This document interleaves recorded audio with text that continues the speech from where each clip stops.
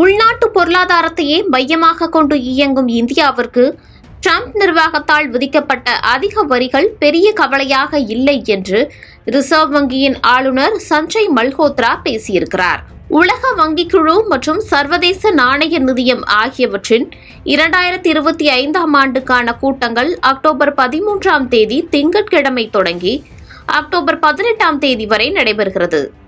Washington டிசியில் உள்ள IMF மற்றும் உலக வங்கி குழு தலைமையகத்தில் இது நடைபெற்றும் வருகிறது.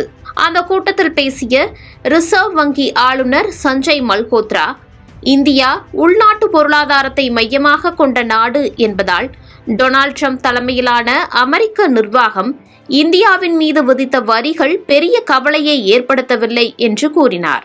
இந்திய பொருட்கள் மீதான வரிகளை ட்ரம்ப் இரட்டிப்பாக்கி 50% உயர்த்தியதை தொடர்ந்து இரு நாடுகளுக்கும் இடையிலான உறவுகள் கடுமையான அழுத்தத்தில் உள்ளன.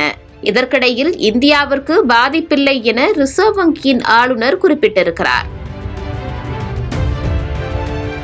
இதனையடுத்து ட்ரம்பின் வரி குறித்து குறிப்பிட்ட சர்வதேச நாணய நிதியம், அமெரிக்காவின் கடுமையான வரிகள் உலக பொருளாதாரம் நெருக்கடியின் அறிகுறிகளை காட்டுகிறது என்று எச்சரித்துள்ளது.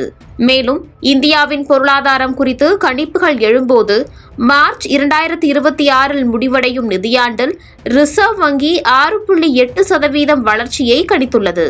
இது முந்தைய ஆண்டுகளுடன் ஒப்பிடும்போது பதிவான வளர்ச்சி விகிதங்களிலிருந்து மந்த நிலையாகும் என்பதும் குறிப்பிடத்தக்கது. இதற்கிடையில் ரிசர்வ் வங்கியின் MPC கூட்டத்தில் ரெப்போ வட்டி விகிதத்தை 5.5% மாற்றாமல் அப்படியே இருக்க முடிவெடுக்கப்பட்டது. அடுத்த கூட்டம் டிசம்பர் 3 - 5 தேதிகளில் நடைபெற உள்ளது. இதற்கிடையில் இந்தியாவின் பொருளாதாரம் குறித்து ரிசர்வ் வங்கியின் கணிப்புகளும் எழுந்துள்ளது.